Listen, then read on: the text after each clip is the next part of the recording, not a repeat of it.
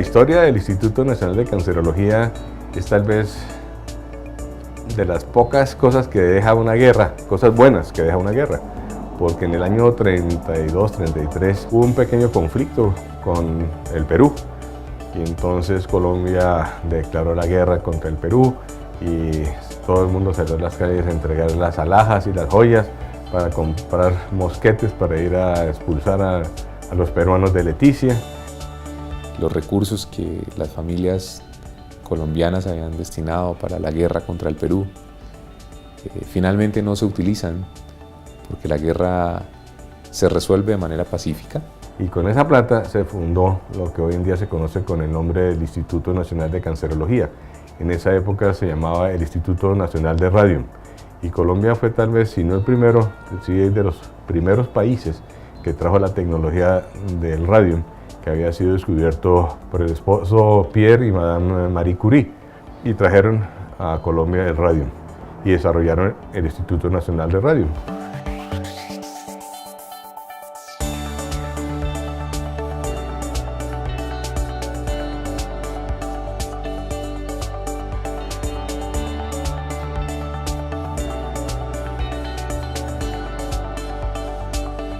Hubo unas personas que trabajaron tanto en la creación del instituto como con el doctor Huertas, pero también con algunas personas que participaron en todo el proceso digamos, del conocimiento como tal. Un grupo de médicos colombianos muy prestantes, los doctores Guerra y otros, tuvieron la oportunidad de estar con ellos. Estando allí le piden que prepare algo especial para poder fijar adecuadamente las agujas y proteger la piel de los pacientes que estaban siendo sometidos a radiación, y él desarrolla una mezcla especial que llamó mucho la atención de quienes estaban allí, la denominó la pasta Colombia y fue el primer producto de investigación de esta institución.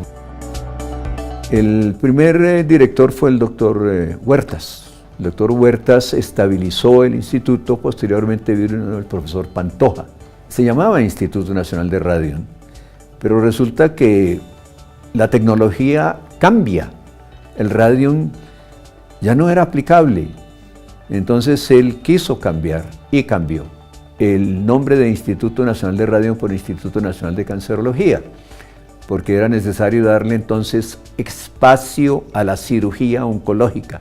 Lo que ocurrió de ahí en adelante y lo que uno puede recoger de los datos históricos de la institución es una cantidad de médicos, de una parte con un sentido humano gigante, por un paciente que tiene una condición muy especial, por un paciente que tiene una condición que es devastadora desde distintos puntos de vista, pero también un espíritu científico muy grande, un espíritu científico que los llevaba permanentemente a buscar cosas nuevas. Se extendió el instituto por el país. No se podía tener un instituto o una institución con 134 camas para todo el país.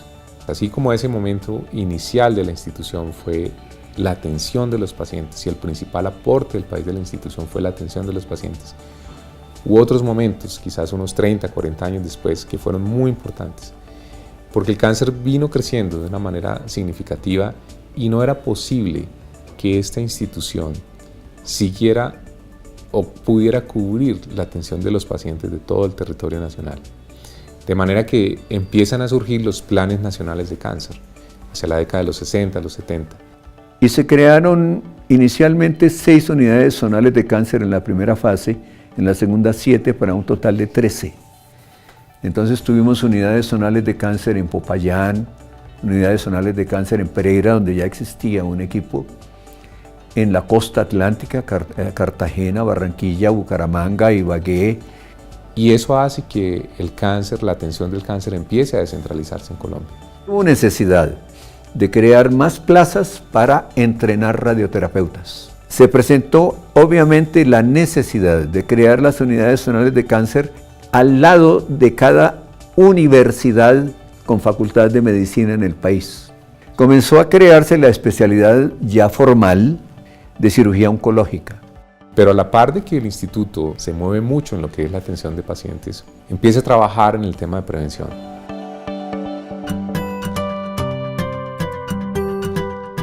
El instituto desde muy temprano promueve la creación de la Liga de Lucha contra el Cáncer como un brazo de la institución en apoyo a los componentes de prevención.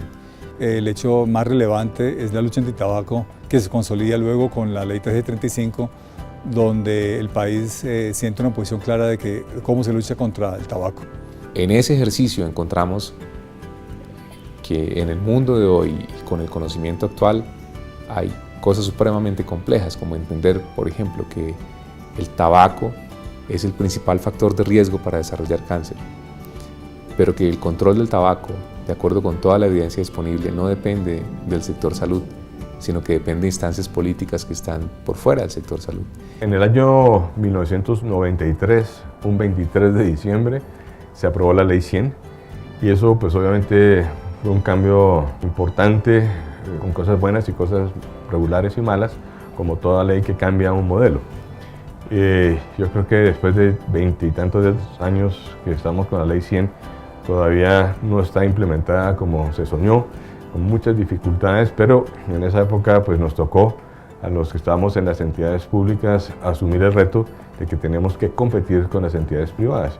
Y eso era un proceso, un aprendizaje difícil, que de un momento a otro, bueno, a competir y meternos en la cabeza que tenemos que empezar a facturar, que tenemos que ponerle mucha atención a la calidad. Hoy la institución ha formado más de 800, cerca de 900 especialistas, subespecialistas en oncología. La inmensa mayoría de los especialistas en cáncer que tiene este país han sido formados en el Instituto Nacional de Cancerología. El instituto es la única institución que está formando enfermeras oncológicas y es el momento de reconocerles a ellas que sería casi imposible hacer oncología sin la ayuda de las enfermeras oncólogas. Muchas de las tecnologías, de las técnicas nuevas para el manejo de la enfermedad han llegado a este país por el Instituto Nacional de Cancerología. Dar un paso, por ejemplo, en medicina nuclear molecular, con el ciclotrón, con el PET, radiofarmacia, digamos que son los más relevantes del instituto en todo su periodo de tiempo. Y uno de los aspectos más importantes es que finalmente se aprendió a trabajar en equipo.